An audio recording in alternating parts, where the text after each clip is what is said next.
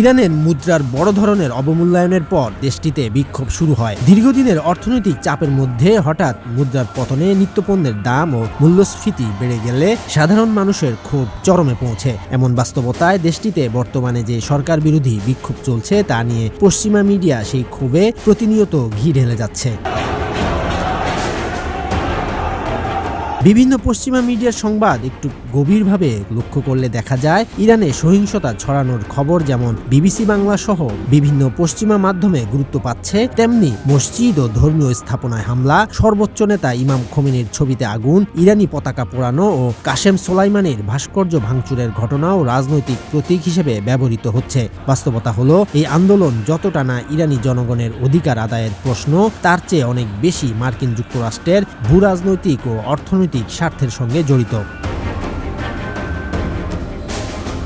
কিন্তু তাসনিম নিউজ ও তুরস্ক ভিত্তিক সংবাদ মাধ্যমের মাঠ পর্যায়ের প্রতিবেদন থেকে জানা যায় যে ইরানে সাম্প্রতিক বিক্ষোভের সময় সন্ত্রাসীরা আগ্নেয়াস্ত্র ও হাতে বানানো অস্ত্র ব্যবহার করে সাধারণ মানুষ ও নিরাপত্তা বাহিনীকে হত্যা করছে। কিছু ক্ষেত্রে তারা শিরোচ্ছেদ, শ্বাসরোধ এবং অগ্নিসংযোগের মাধ্যমে ভীতিকর পরিবেশ সৃষ্টি করছে। ইরানি কর্তৃপক্ষ গত এক সপ্তাহ ধরে শান্তিপূর্ণ বিক্ষোভকারীদের সঙ্গে বিদেশি প্রশিক্ষণপ্রাপ্ত সহিংস গোষ্ঠীর পার্থক্য তুলে ধরার চেষ্টা করছে।